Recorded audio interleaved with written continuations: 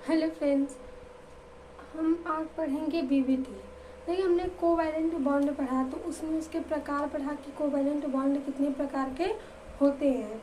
उसमें हमने देखा था कि कई थियरीज आई थी कोवैलेंट बॉन्ड को एक्सप्लेन करने के लिए, मॉलिक्यूल के स्ट्रक्चर को एक्सप्लेन करने के लिए। तो उसमें जो फर्स्ट थियरी थी वो थी लेविस और दूसरी थी बीबीटी, फिर उसके बाद वेस्पर थियरी, फिर उसके बाद एमओटी। देखिए, जैसे जैसे जैसे लेविस आए तो उन्होंने बताया बस एक स्ट्रक्चर दे दिया मॉलिक्यूल्स का। उन्होंने बता दिया कि ऐसे ऐसे मतलब इसमें बाहरी इलेक्ट्रॉनों की किसी भी तत्व के बाहरी इलेक्ट्रॉन दर्शाए और उन्होंने एक बॉन्ड बना दिया कि ऐसे ऐसे जुड़े होते हैं। लेकिन वो क्या है, लेविस जो साइंटिस्ट है उनकी जो थियरी से किसी भी मॉलिक्यूल का स्ट्रक्चर तो पता चला कि हाँ ऐसे ये बने होते हैं, लेकिन उसकी जियोमेट्री नहीं पता चली। उसमें बॉन्ड एंगल क्या होते हैं, बॉन्ड स्ट्रेंथ क्या होती है, बॉन्ड लेंथ कितनी होती है, बॉन्ड एनर्जी कितनी होती है, तो ये सारी चीज़ें नहीं पता चल पाई लेविस थियरी से। तो उसके बाद अलग स्टडी मतलब आगे स्टडी होती चली गई। फिर आती है बीबीटी, ये थियरी। फिर देखिए, इससे कुछ हद तक मॉलिक्यूल्स के बारे में हम जानेंगे कि कैसे कैसे क्या होता है इसमें। और फिर उसके बाद इससे भी नहीं कुछ हमें मिलेगा तो फिर हम वेस्पर पढ़ेंगे। फिर कुछ और कमी रह जाएगी तो हम एमओटी पढ़ते हैं। हम पूरे एक मॉलिक्यूल्स का पूरा स्ट्रक्चर, उसके बॉन्ड एंगल कैसे जुड़े होते हैं, सारी चीज़ें पता करेंगे कि वो बॉन्ड कैसे फॉर्म होते हैं। तो आइए देखते हैं बीबीटी। जो बीबीटी थियरी है इसे इंट्रोड्यूस किया था हिटलर ने।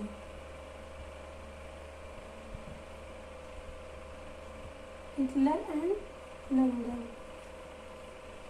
ये दो साइंटिस्ट थे, इन्होंने बीबीटी थियरी को इंट्रोड्यूस किया। इनको इंट्रोड्यूस किया बीबीटी थियरी को इंट्रोड्यूस। फिर उसके बाद एक और साइंटिस्ट आते हैं पॉलिंग। इन्होंने तो हिटलर तथा लंदन ने बीबीटी थियरी को बता दिया, मतलब कि बीबीटी थियरी है उसमें होता क्या है, लेकिन इसका प्रतिपादन, व्याख्या, जो विवेचना थी वो पॉलिंग साइंटिस्ट ने किया था। हिटलर तथा लंदन ने 1927 ईस्वी में बीबीटी थियरी को प्रतिपादित किया था और जो पॉलिंग साइंटिस्ट थे इन्होंने डिस्क्राइब किया बीबीटी थियरी को, इन्होंने डिस्क्राइब किया। अब देखिए बीबीटी थियरी में होता क्या है।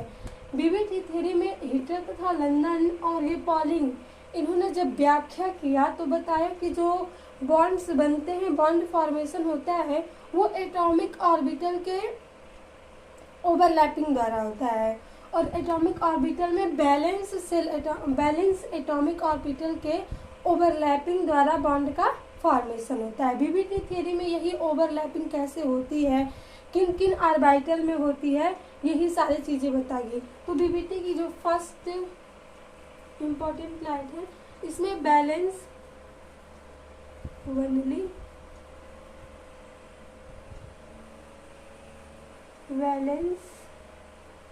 Cell atomic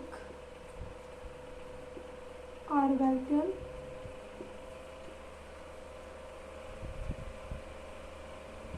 only valence shell orbital overlap करते हैं इसमें, बैलेंस सेल यानी संयोजक परमाणु ऑर्बिटल, और ओवरलैपिंग हम बोलते हैं अतिव्यापन हिंदी में बोलते हैं। ये बीबीटी थियरी की फर्स्ट जो इम्पोर्टेंट था, जो इसे पता चला था, वो ये था कि जो ओवरलैपिंग होती है वो बैलेंस सेल एटॉमिक ऑर्बिटल में होती है। और दूसरा इम्पोर्टेंट लाइन है इसमें कि अनपेयर्ड इलेक्ट्रॉन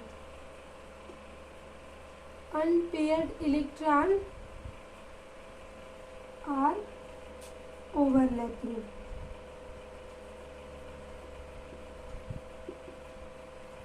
अनपेयर्ड इलेक्ट्रॉन ही ओवरलैपिंग करते हैं। हमें पता है कि जब हम एक ऑर्बिटल में इलेक्ट्रॉन्स भरते हैं तो अलग अलग मतलब इसमें स्पिन होती है, अपोजिट स्पिन होती है। एक ऐसे चक्कर करता है और एक ऐसे, क्लॉकवाइज एक एंटी क्लॉकवाइज। तो इसमें जो ओवरलैपिंग होगी केवल अनपेयर्ड में होगी। ऐसे तो हम एक ऑर्बिटल में 2 इलेक्ट्रॉन्स भरते हैं तो उसे हम बोलते हैं पेयर्ड, और इसमें जो ओवरलैपिंग होती है वैलेंशियल इलेक्ट्रॉन में तो वो अनपेयर्ड इलेक्ट्रॉन, यानी उसमें एक ही इलेक्ट्रॉन्स होंगे ऑर्बिटल में। अब देखिए बीबीटी थ्योरी में जब ओवरलैपिंग हो रही थी तो जो बॉन्ड का फॉर्मेशन हो रहा था तो 2 बॉन्ड आए सामने, एक आता है सिग्मा बॉन्ड और एक फॉर्म होता है पाई बॉन्ड। तो अब हम देखते हैं कि कैसे ओवरलैपिंग होती है, कि सिग्मा और पाई का फॉर्मेशन होता है। यहाँ से बैलेंशियल एटॉमिक ऑर्बिटल ये इंपॉर्टेंट लाइन है, और अनपेयर इलेक्ट्रॉन ओवरलैपिंग द्वारा इसमें ओवरलैपिंग होती है। इस ओवरलैपिंग से 2 बॉन्ड का फॉर्मेशन होता है। एक बॉन्ड होता है जिसे हम बोलते हैं सिग्मा बॉन्ड, और एक होता है पाई बॉन्ड। जब भी वैलेंशियल एटॉमिक ऑर्बिटल और अनपेयर्ड में जो ओवरलैपिंग होती है तो 2 प्रकार के बॉन्ड वहाँ से बनते हैं। एक बॉन्ड बनता है सिग्मा और दूसरा बनता है पाई।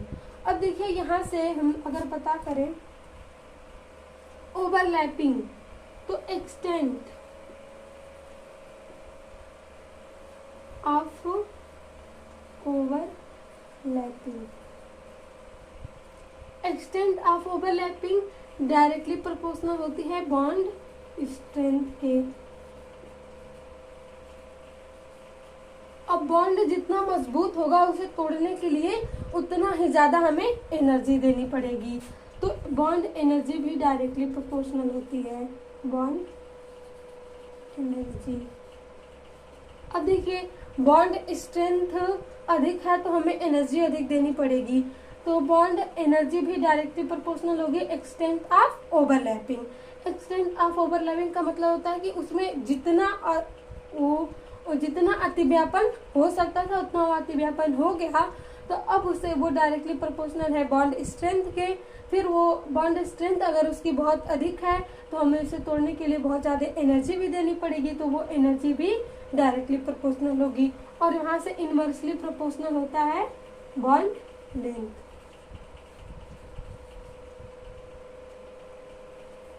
इनवर्सली प्रोपोर्शनल बॉन्ड लेंथ पे, क्योंकि बॉन्ड लेंथ जितनी कम होगी उतना ज़्यादा बॉन्ड स्ट्रांग होगा, और जितना ज़्यादा बॉन्ड स्ट्रांग होगा उतनी ज़्यादा हमें एनर्जी देनी पड़ेगी ब्रेक करने के लिए। और ये सारी चीज़ें आती है एक्सटेंट ऑफ ओवरलैपिंग, कि जितने अच्छे से ओवरलैपिंग होगी उतना मजबूत बॉन्ड बनेगा, और जितना मजबूत बॉन्ड बनेगा उतनी ज़्यादा हमें एनर्जी लगेगी तोड़ने के लिए। और जब ओवरलैपिंग बहुत अच्छे से होगी, मतलब बहुत अधिक होगी, तो बॉन्ड लेंथ होगी वो कम हो जाएगी, क्योंकि जितने एटॉमिक ऑर्बिटल होंगे वो पास पास आएंगे तो उनके जो लेंथ होगी वो क्या होती जाएगी, कम होती जाएगी। तो ये होता है इनमें। ये सारी चीज़ें यहाँ से भी पता चल गई जो कि हम लेविस थ्योरी में पता नहीं कर पाए थे, और यहाँ से बीबीटी थ्योरी से हम इतनी सारी चीज़ें पता कर लेते हैं। अब आइए देखते हैं कि सिग्मा और पाई बॉन्ड का फॉर्मेशन कैसे होता है।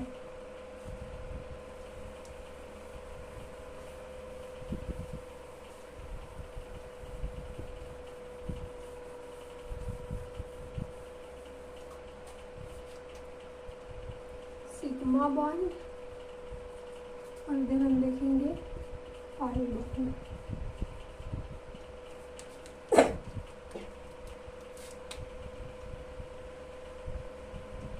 देखिए जो सिग्मा बॉन्ड होता है उसमें हेड ऑन ओवरलैपिंग होती है, हेड ऑन ओवरलैपिंग।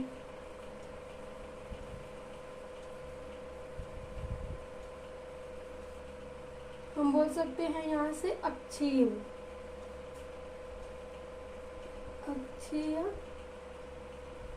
अतिव्यापन।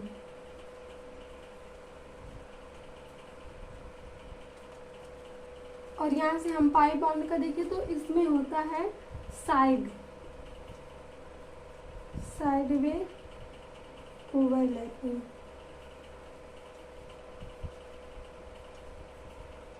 यानी पार्श्व अतिव्यापन। पार्श्व अतिव्यापन।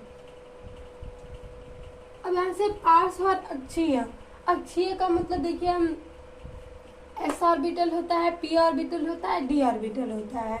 अब उसमें जब अक्षीय स्थिति में जो अतिव्यापन होता है तो उससे जो जिससे बॉन्ड बनता है उसे हम सिग्मा बोलते हैं, और पार्श्व जो होता है अतिव्यापन उससे बनता है पाई बॉन्ड। तो देखिए अगर हम देखें यस का जो ऑर्बिटल होता है वो गोल होता है, पी का जो ऑर्बिटल होता है वो डंबल शेप होता है, सिंगल डंबल शेप होता है, और डी का ऑर्बिटल होता है वो डबल डंबल शेप होता है। ये एक्सिस और यहाँ से अगर हम डी का बनाएं तो ये डी का होता है। इसमें पी में तो केवल एक्स एक ही अक्ष पे जो होता है वो सर्कल होता है तो एक ही अक्ष पे आता है, और पी का हम देखते हैं तो ये एक्स पे बनता है, वाई पे बनता है और जेड पे, पी एक्स, पी वाई और पी जेड। डी के 5 ऑर्बिटल होते हैं तो इसमें होता है X Y, X Z, Y Z, Z square, Y square,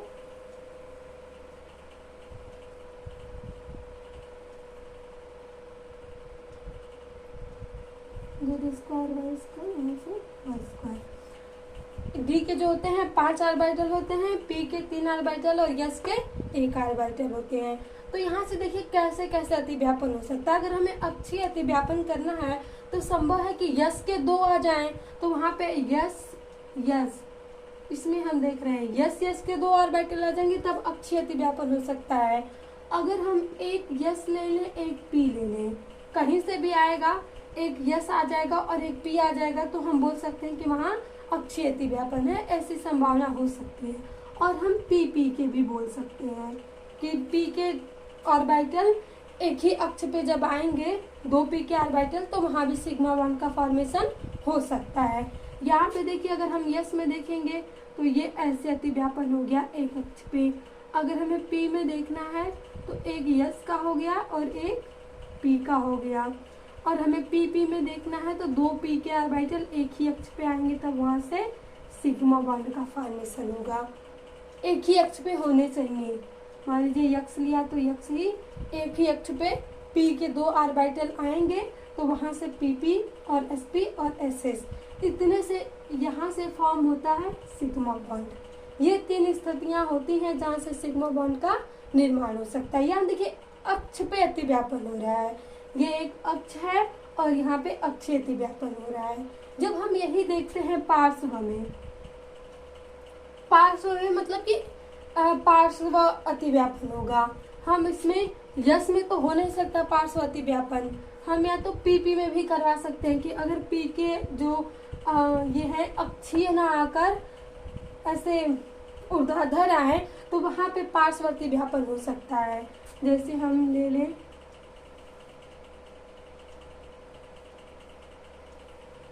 ये पी हो गया एक, ये पी हो गया, पी यहाँ से हो गया पार्श्व। देखिए यहाँ से पार्श्व अतिव्यापन, ऐसे अतिव्यापन होगा ऑर्बिटल्स का। ये स्थिति हो सकती है कि पी या तो यहाँ से पी और डी आ सकता है। यहाँ से अगर हम देखें तो एक पी आ सकता है,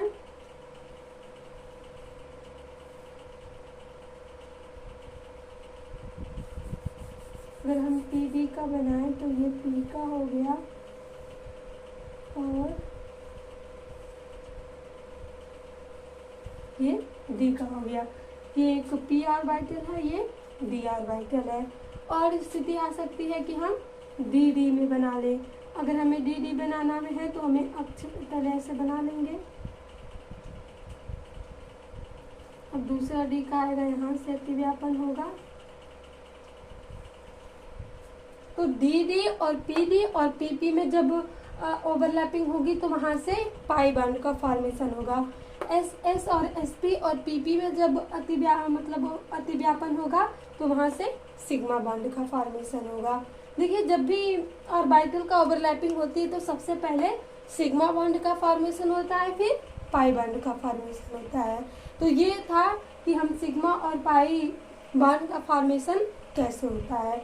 यहाँ से ऑर्बिटल आते हैं यस के, और जब यस यस के 2 ऑर्बिटल आते हैं तब वो ओवरलैपिंग होती है, sp के आते हैं और pp के आते हैं। ये 3 कंडीशन है सिग्मा बॉन्ड के लिए और ये 3 कंडीशन है पाई बॉन्ड के लिए।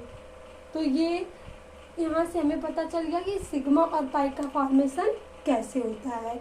अब देखिए हम आगे यहाँ से बता सकते हैं कि अगर ओवरलैपिंग हो रही है तो यानी इन 2 ऑर्बिटल के गुण मिल रहे हैं आपस में।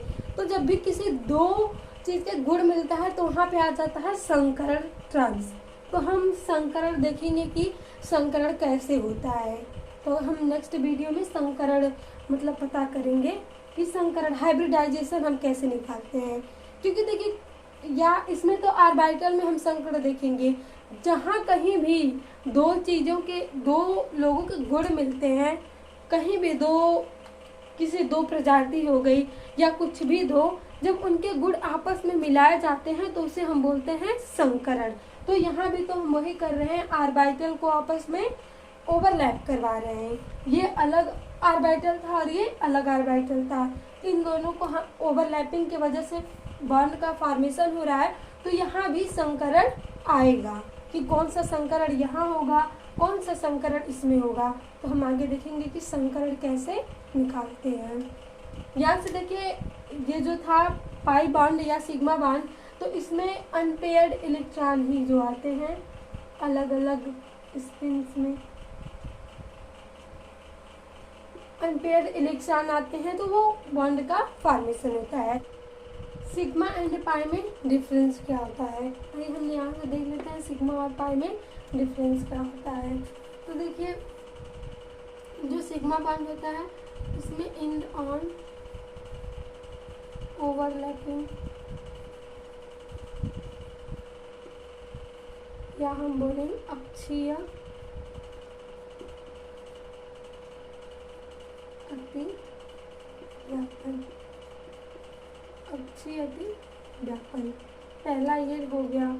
और हम दूसरा देखें इसमें होता है side way overlapping,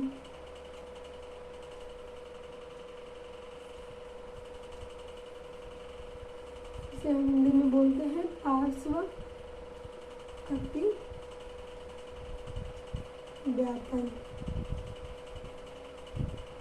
sigma bond होता है ये first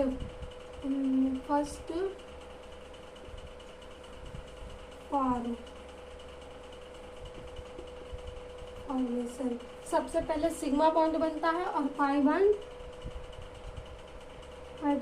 after pi bond form after sigma bond formation.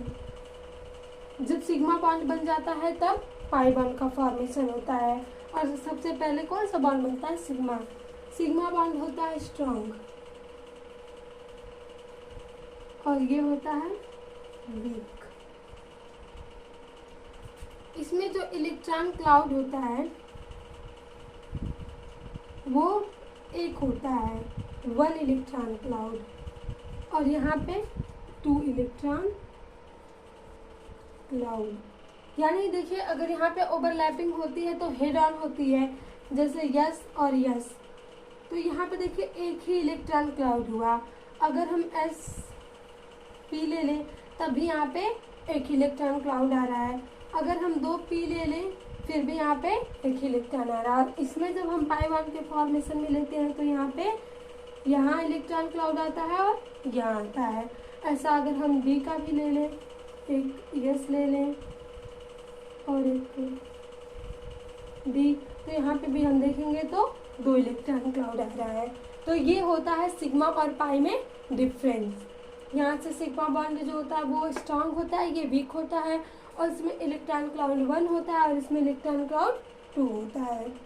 संकरण देखेंगे तो उसमें एग्जाम्पल्स ज़्यादा देखेंगे कि कैसे इसमें ऑर्बिटल का किन किन ऑर्बिटल में किस तत्व में, किस यौगिक में कैसे ओवरलैपिंग हो रही है, और ओवरलैपिंग हो रही है तो वहाँ संकरण होगा, और संकरण कैसे है, कौन सा संकरण है, sp sp2, वो सारी चीज़ें हम निकालेंगे। तो थैंक यू अगेन, और वीडियो अगर हेल्पफुल रही हो तो please like share and subscribe करें, ज़्यादा से ज़्यादा शेयर करें ताकि बच्चों की हेल्प हो सके। Thank you.